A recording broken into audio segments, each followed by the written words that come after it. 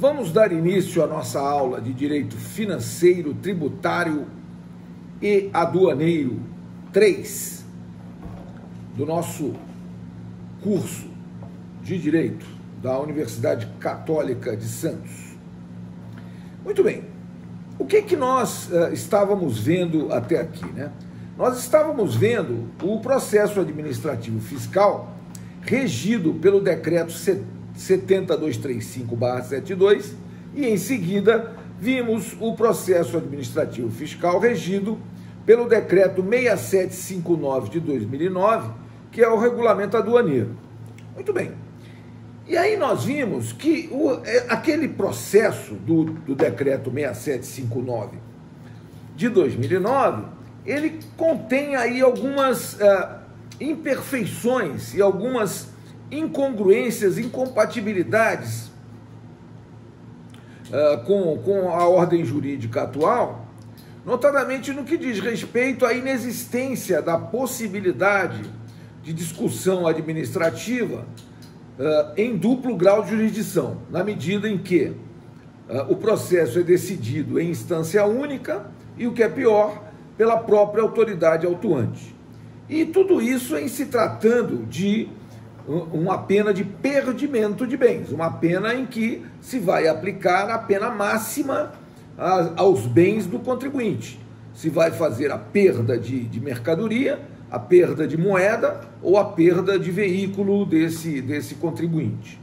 E nós vimos então que esse processo é sumário e de tão sumário fica inconstitucional. Muito bem.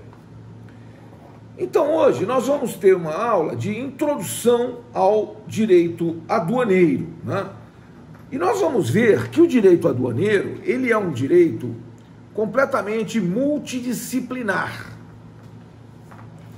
A gente fala em direito aduaneiro e a gente fala uma coisa que a maioria da doutrina não fala, que é direito tributário aduaneiro. Por que direito tributário aduaneiro? Porque existem várias áreas, vários momentos em que o direito se entrelaça, senhores. Não há como você dizer, eu entendo direito aduaneiro, mas eu não entendo nada de direito tributário. Não vai dar. Eu entendo de direito aduaneiro, mas eu não entendo nada de direito administrativo. Também não vai dar. Olha, eu entendo de direito aduaneiro, mas eu não entendo de direito constitucional, e nem de direito empresarial, e também não de direito marítimo, e também não entendo de direito portuário. Ou seja, você não entende de direito aduaneiro. Porque o direito aduaneiro, ele é completamente multidisciplinar, e ele é interligado com diversas outras áreas do direito, inclusive o direito penal. Porque, veja, quando eu falo em pena de perdimento de bens, eu estou falando de uma norma penal. Veja, eu vou confiscar seus bens. Se eu vou confiscar seus bens, eu estou lhe aplicando uma pena. Isso é pena, isso não é direito civil, isso não é direito, né? Isso é direito penal. Veja, aqui aplicado à área aduaneira. Muito bem. E aí, quando a gente fala em direito penal, a gente tem que trazer todo o nosso cabedal de conhecimentos a respeito do direito penal. A gente sabe que o direito penal tem um princípio importantíssimo, que é o princípio da intervenção mínima, né? Não se pode sair aplicando sanção penal inadvertidamente. É preciso que estejam presentes todos os elementos da norma jurídica penal para que haja subsunção do fato à hipótese, ou seja, o tipo penal é fechado, né? Ele não encontra a norma penal em branco, é uma norma perigosíssima, porque depende de uma outra norma que vai regulamentar o tipo. Mas, enfim, o direito aduaneiro é assim, totalmente interligado, totalmente interrelacionado e totalmente dependente de outras áreas do direito. Mas eu posso dizer, sem receio de contraditar séria, que a área do direito aduaneiro, que é mais interligada com o direito aduaneiro, é o direito tributário. Porque, vejam, eu tenho uma relação aduana-contribuinte.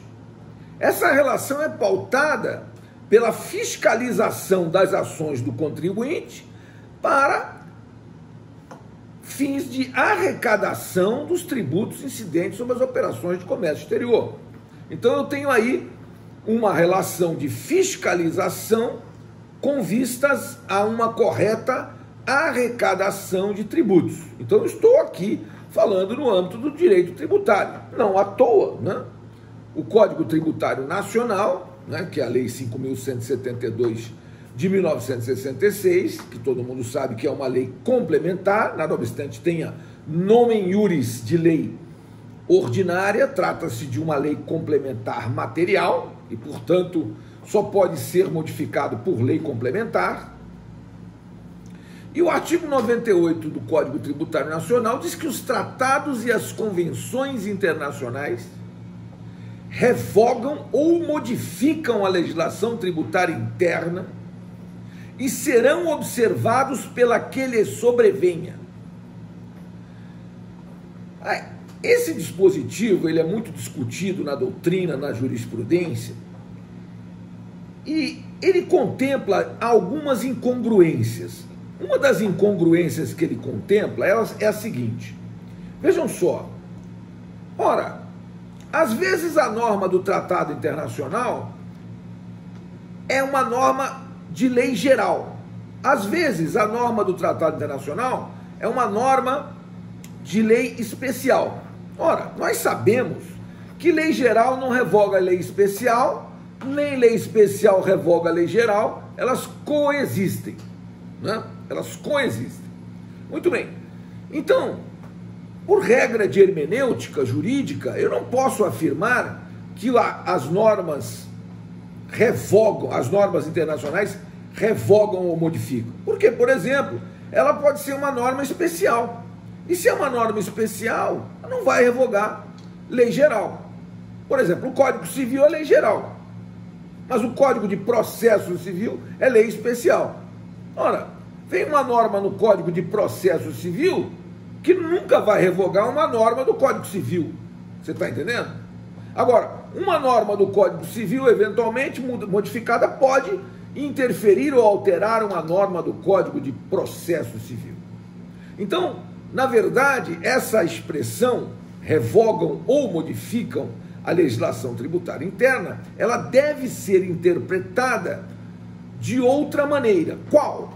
Ela deve ser interpretada com a seguinte conotação: os tratados e convenções internacionais prevalecem sobre a legislação tributária interna e serão observados pela que lhe sobrevém, ou seja, ela prevalece sobre a legislação tributária interna, e essa prevalência é em função do princípio da especialidade, porque, lógico, se ela prevalece, vai se aplicar toda vez que houver uma divergência, um confronto, uma incompatibilidade de textos entre o texto do tratado e o texto da legislação interna. Diz o Código Tributário Nacional, que é lei complementar, que vai prevalecer sempre a norma do tratado internacional. Isso é relevante em vários aspectos. Vejam, a emenda constitucional número 45, ela modificou aqui o artigo 5º da Constituição e ela deu status de norma constitucional para os tratados internacionais aprovados com o quórum de emenda constitucional, ou seja, por 3/5 de ambas as casas, né? E ela deu status de lei constitucional, ela deu status de norma constitucional para um tratado internacional aprovado por 3/5 de cada casa do Congresso e que trate de direitos humanos. Esse é o comando aqui do artigo 5º. parágrafo 3º da Constituição Federal, que foi criado pela Emenda Constitucional número 45, que é de 2004, veja, bem depois da edição da Constituição Federal, que é de 88, e o parágrafo 3º diz que os tratados e convenções internacionais sobre direitos humanos que forem aprovados em cada casa do Congresso Nacional em 2 turnos, por 3/5 dos votos dos respectivos membros, serão equivalentes às emendas constitucionais. E aqui no parágrafo 4 diz que o Brasil se submete à jurisdição de Tribunal Penal Internacional, a cuja criação tenha manifestado adesão. Então, nós temos que os tratados internacionais que versem sobre direitos humanos têm status de verdadeira norma constitucional. Os tratados internacionais aqui na área do direito tributário, do direito aduaneiro, do direito empresarial, do direito marítimo, esses tratados internacionais, eles não têm esse status, deliberadamente, não têm esse status, mas eles têm o status de lei ordinária federal. Mas eu diria que eles são mais do que lei ordinária federal. Por quê? Porque além de estarem no mesmo patamar hierárquico da lei ordinária federal, eles vão prevalecer sobre a legislação tributária interna, em face do princípio da especialidade. Então, e tudo isso deriva tanto do comando do texto constitucional, porque a Constituição, a Constituição Federal, no artigo 5º, né, parágrafo 2º, já dizia que os direitos e garantias expressos nessa Constituição não excluem outros decorrentes do regime e dos princípios por ela adotados ou dos tratados internacionais em que a República Federativa do Brasil seja parte. Então, tratados internacionais prevalecem sobre a legislação tributária interna. Vamos partir dessa premissa. Tem gente aqui na sala de espera? Deixa eu admitir aqui. Então, nós vamos partir sempre da premissa que as normas do tratado internacional prevalecerão sobre a legislação tributária interna. Muito bem. Ora,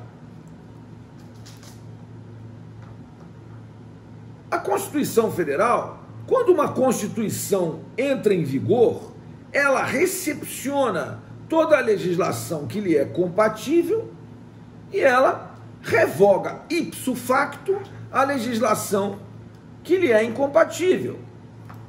Ora, e a Constituição Federal, senhores, quando entrou em vigor, portanto, fez isso. E recepcionou o Código Tributário Nacional e recepcionou com status de lei complementar federal.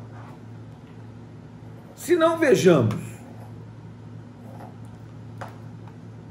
Por que eu digo que a Constituição Federal de 88 recepcionou o Código Tributário Nacional?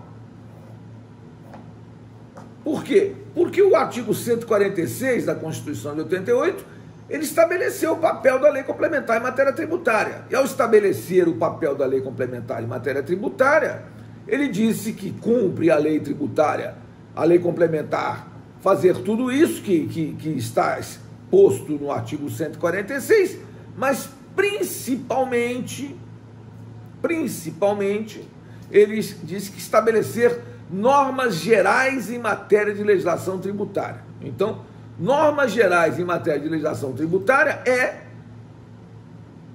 matéria reservada à lei complementar. E o Código Tributário Nacional, portanto, faz isso. Muito bem. Ora, a Constituição de 88, em seu caput do artigo 5º, diz que todos são iguais perante a lei, sem distinção de qualquer natureza, garantindo-se aos brasileiros e aos estrangeiros residentes do país a inviolabilidade do direito à vida, à liberdade, à igualdade, à segurança e à propriedade nos termos seguintes. Parece uma poesia, né, senhores? Parece uma poesia. Eu sempre falo isso.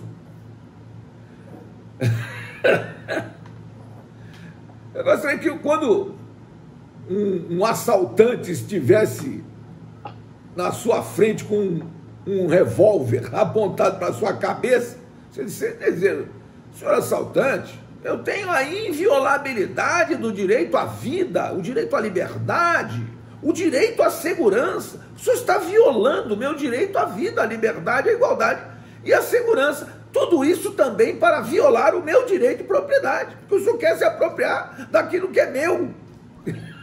Aí ele vai olhar para você e vai dizer, ô playboy, não entendi nada que você falou, mas quero dizer uma coisa para você, você perdeu, playboy, perdeu, manda tudo que você tem aí, senão você morre. Mas o caput do artigo 5º da Constituição é uma poesia, né? É uma poesia, infelizmente utópica, né? Porque eu não vejo aí a inviolabilidade do direito à vida, à liberdade, à igualdade, à segurança, muito menos à propriedade, entendeu? No país que nós vivemos. Mas a Constituição diz que todos esses direitos são invioláveis, né? Muito bem. Ora, e o artigo 5º, inciso 22, que é garantido o direito de propriedade. Deixa eu ver se eu tenho alguém mais ainda querendo ser admitido aqui, ainda tenho. Muito bem. Então o artigo 5º me garante o direito de propriedade. Só não fala propriedade de quem? De quem, né? Exatamente, porque existem alguns que se apropriam mais da propriedade do que outros, né? Enfim. E que o artigo 5º, veja como isso é interessante, e eu já discuto isso há décadas nos tribunais. O artigo 5º, inciso 54 da Constituição, cláusula pétrea, portanto, no âmbito dos direitos e garantias fundamentais, no âmbito dos direitos e garantias individuais, diz que ninguém será privado da liberdade ou de seus bens, sem o devido processo legal. Ora, será que o decreto-lei 6759 de 2009, em que ao aplicar a pena de perdimento aos bens do contribuinte, e o processo é julgado em instância única pela própria autoridade autuante, está garantindo a este contribuinte o devido processo legal para privá-lo de seus bens? Data vênia, não está, né, senhores? Então, o Decreto-Lei 6759 é inconstitucional em sua integralidade, mas, enfim, não temos acórdãos de tribunais superiores sobre isso. Temos alguns acórdãos esparsos de tribunais regionais federais. Muito bem. Então, a Constituição estabeleceu o papel da lei complementar, o Código Tributário Nacional é lei complementar, e a Constituição, no seu artigo 59, estabelece o processo legislativo e coloca ali a questão da pirâmide de Kelsen. Veja, isso aqui nada mais é que a reprodução da própria pirâmide de Kelsen. O processo legislativo compreende a elaboração de emendas à Constituição. Abaixo da Constituição, leis complementares. Abaixo das leis complementares, leis ordinárias. Abaixo das leis ordinárias, aí, no mesmo patamar, leis ordinárias, leis delegadas e medidas provisórias. Depois, decretos legislativos, depois, resoluções. Então, o que se tem? O que se tem é que o parágrafo único do artigo 59 diz que Lei complementar disporá sobre a elaboração, redação, alteração e consolidação das leis. Tudo bem. É mais difícil aprovar uma lei complementar do que uma lei ordinária, porque as leis ordinárias são aprovadas por maioria simples, e as leis complementares são aprovadas por maioria absoluta. Qual é a diferença entre maioria simples e maioria absoluta? É que a maioria simples é 50% mais um dos presentes, desde que haja quórum. E a maioria absoluta é 50% mais um da totalidade dos membros de cada casa, né, legislativa, da Câmara e do Senado. Muito bem. Então vejam, senhores, nós estávamos comentando já na aula passada que o decreto-lei, o decreto 6759/2009, que regulamenta o decreto-lei 37/66, nós temos que ver a origem do decreto-lei 37/66. Porque, veja, nós temos um decreto de 2009, que é um decreto do Poder Executivo, que é o Regulamento Aduaneiro, decreto 6759/2009. Decreto. Está regulamentando uma lei. Que lei? Essa aqui, senhores. Essa que está na tua tela. O presidente da República, usando da atribuição que lhe confere o artigo 31, parágrafo único do ato institucional número 2, de 27 de outubro de 65, decreta. O que é um ato institucional, senhores? Estavam falando comigo aqui no chat. Espera aí que eu tenho que achar o chat. São meios... foi uma forma que a ditadura encontrou para legislar naquela época, tornar seus atos legais, legítimos. Isso está valendo aí? Pois é. Essa é a questão que lhes coloco. Como é que isso está valendo ainda? Vejam. O que é um ato institucional? Um ato institucional é uma excrescência jurídica, né? Veja. Estamos no Brasil, vai valer para sempre. Pois é. Agora, vejam o que diz o artigo 31 do ato institucional número 2. Ele diz, artigo 31, a decretação do recesso do Congresso Nacional, das Assembleias Legislativas e da Câmara dos Vereadores pode ser objeto de ato complementar do Presidente da República em estado de sítio ou fora dele. O ato institucional número 2, senhores, pasmem, ele revogou a Constituição Federal de 1946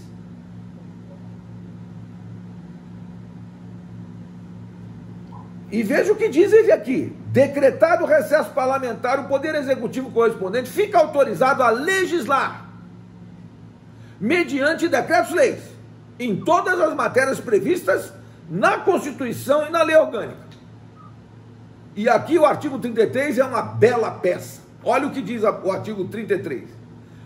O presente ato institucional vigora desde a sua publicação até 15 de março de 1967, revogadas as disposições constitucionais ou legais em contrário.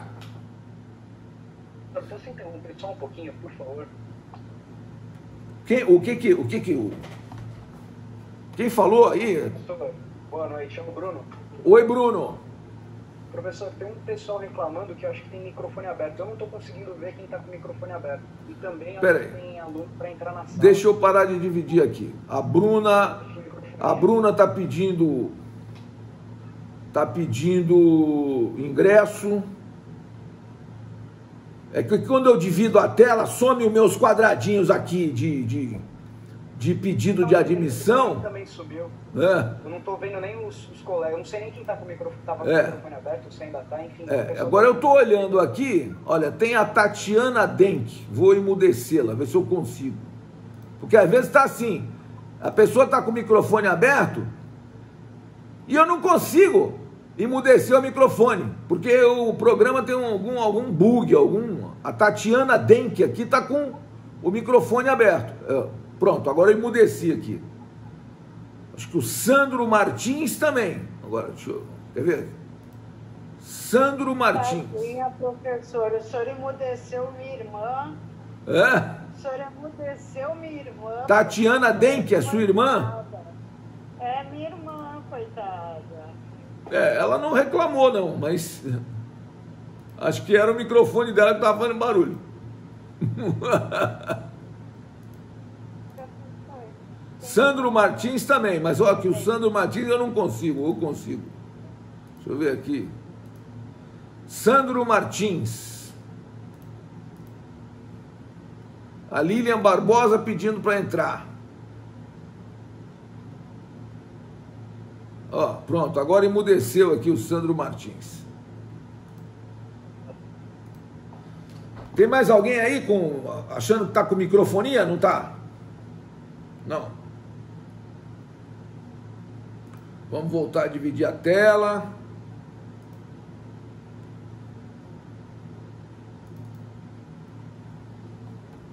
Então, senhores, olhem só. O artigo 33 é outra excrescência, né? Quer dizer, o ato institucional por si só já é uma excrescência. Por quê? Porque ele, na verdade, é um ato de um homem só. Presidente da República. E esse ato de um homem só, pasmem, diz que revogam-se as disposições constitucionais ou legais, em contrário. Então é evidente, senhores, é evidente que o Decreto-Lei 37/66 é inconstitucional. Agora, como é que pode um decreto inconstitucional de 1966 ser regulamentado por um decreto do Executivo Federal de 2009, atribuindo a esse decreto-lei eficácia? É uma incongruência, senhores, é uma impropriedade, é uma falácia. Vejam, o Brasil é o país das falácias. O Brasil é o país em que o Supremo Tribunal Federal rasga a Constituição Federal num julgamento histórico que nós somos testemunhas da história, né, senhores? Vejam só, somos testemunhas da história. E ao sermos testemunhas da história, eu diria que o Rui Barbosa, se fosse vivo, ele diria: de tanto ver triunfar as nulidades, de tanto ver prosperar a desonra, de tanto ver crescer a injustiça, de tanto ver agigantarem-se os poderes nas mãos dos maus, o homem chega a desanimar-se da virtude, a rir-se da honra e ter vergonha do STF. É o que ele diria. Professor, e quando você vê na televisão o vice-presidente do teu país falando assim, é absurdo a quantidade de mortos com essa pandemia que nosso país está tendo. Como é que a gente lida com isso? Como é que a gente faz com isso, professor? O próprio vice-presidente do país metendo o pau em quem toma conta do país. Porque falar desse jeito vai lá e fala com o teu amigo. Bom, ele pelo menos está falando a verdade, né? Porque é um absurdo mesmo. Veja. Mas tem coragem de falar em entrevista e não tem coragem coragem de falar com o amigão que botou ele na vice-presidência? Ele não é amigão, ele é vice-presidente da República, foi eleito, ele foi eleito, junto com o presidente. Agora, eu quero dizer para vocês o seguinte... Igual o Temer, que foi junto com o seu amiguinho Lula, que você não deve gostar. Mas olha, eu quero dizer para vocês o seguinte, eu como René Descartes fez uma frase que diz, penso, logo existo. Penso, logo existo. René Descartes hoje diria, penso, logo não sou petista. E nem bolsonarista. Veja. Porque não é possível você achar que existe alguma coisa certa nesse país. Nada está certo. Nada está certo. Nada. Vamos se reunir e votar no Tiririca. Nada ficou no lugar. Então, ano que vem, eu vou fazer campanha para Adriana Cocanhoto, nada ficou no lugar. Nada ficou no lugar. Exatamente. Então, senhores, enfim, nós assistimos, nós vimos que o Supremo Tribunal Federal, num julgamento histórico, disse que o Sérgio Moro é suspeito. E disse isso com base em prova absolutamente, reconhecidamente ilícita.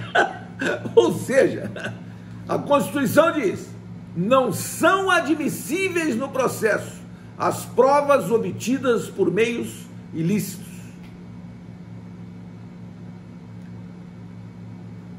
Pois muito bem. Então, eu como advogado, eu gostei, eu acho que lá ajudou a laboriosa classe dos advogados. Eu, inclusive, vou recomendar aos meus clientes. Veja só, quando você estiver sendo processado criminalmente, o que você faz? Grampeia o telefone do juiz. Por quê? Porque se você pegar qualquer conversinha dele, estranha, falando com o Ministério Público, trocando uma ideia, você depois obtém a suspeição dele. Aí o meu cliente vai me perguntar, ora, mas professor, mas doutor, isso não é ilegal, grampear o juiz? É ilegal, claro que é ilegal, mas tem uma jurisprudência do Supremo Tribunal Federal que diz que a prova ilícita pode sim ser usada para inocentar o réu. Então você fica tranquilo, por quê? O máximo que pode acontecer é você ser condenado por quebra de sigilo telefônico, dá uma penazinha de nada. Entendeu? Mas pelo crime hediondo que você cometeu, aí você não vai ser condenado, porque o seu processo vai ser anulado desde o início e vai prescrever, tá entendendo? Como acontecerá com o processo do senhor Luiz Inácio Lula da Silva, entendeu? É isso que vai acontecer, prescreverão os crimes deles todos. Agora, veja só, o Supremo Tribunal Federal já tinha se pronunciado mais de 10 vezes, para dizer que o juízo federal da 13ª Vara Federal de Curitiba era competente, sim, para conhecer e julgar o processo do Lula. Mais de 10 vezes. Só que, eis que de repente, o senhor Fachin falou, não, é incompetente. E é incompetente por uma razão muito simples. Porque o Lula não roubou só a Petrobras. Se ele tivesse roubado só a Petrobras, aí tudo bem, mas Lava Jato. Mas ele roubou a Petrobras, a Eletrobras, a Copebras, tudo que termina em Braz ele roubou. Então não é competente, é incompetente. Tira de lá. Aí mandou para a Justiça Federal de Brasília. Mas o juiz federal de Curitiba, quando mandou para Brasília, falou o seguinte, olha, eu vou remeter para Brasília, mas vou manter o bloqueio de bens do Lula aqui. Porque o juiz é incompetente, mas as provas foram produzidas. Aí os caras foram julgar a suspeição do Lula. Aí quando foram julgar a suspeição do Lula, eles disseram, não, o juiz é suspeito. Mas Mas a Carmen Lúcia já tinha votado e dito, não, o juiz não é suspeito. Aí quando 2 votaram que era suspeito, ela falou, peraí, vou mudar meu voto. O juiz é suspeito. Ela, vou mudar um pouquinho o meu voto. Eu disse que ele o quê? Que ele não é suspeito. Eu vou botar um Yzinho aqui. Eu falei que ele não é suspeito. Eu vou riscar o não, vou falar, é suspeito. Eu vou mudar um pouquinho o voto, o teor do voto, né? E aí, num julgamento histórico,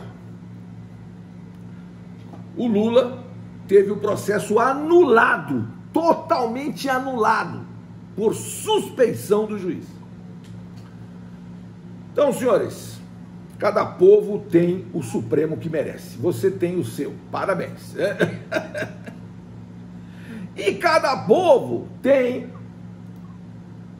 a legislação que merece também. Você tem a sua. Decreto-Lei 37/66, que tem base no ato institucional número 2.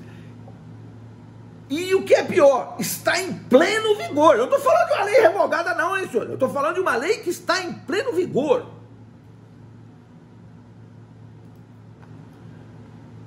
Então, segundo a Wikipédia, isso não foi eu que falei, né? Foi a Wikipédia.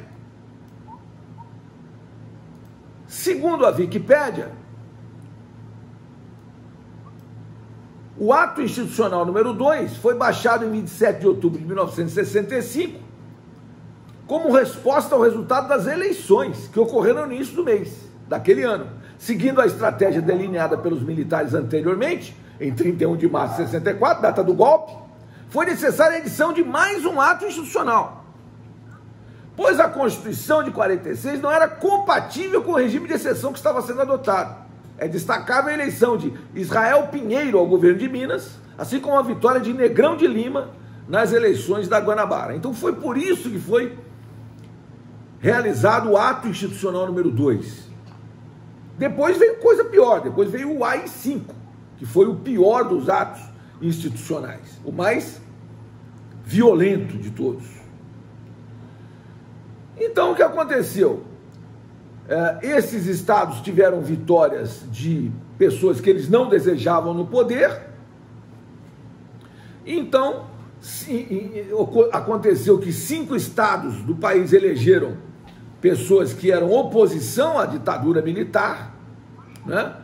E esses partidos políticos, então, tiveram suas sedes invadidas e desativadas. O poder judiciário sofreu intervenção do executivo. Então, em 27 de outubro de 1965, o Marechal Humberto de Alencar Castelo Branco manda publicar no Diário Oficial e ordena o cumprimento do ato institucional número 2, que em seu artigo 33 suspendeu a Constituição de 46. Um homem só suspendeu a Constituição de 46, a democracia e as eleições diretas para presidente do Brasil. Professor? Pois não, João? Os microfones abertos, ele está dando microfonia, latindo de cachorro, teclado, está difícil. Vamos fazer uma varredura aqui de microfones abertos. Vamos admitir aqui o Bruno Landim Aciani e vamos ver aonde que está acontecendo esta microfonia aqui. João.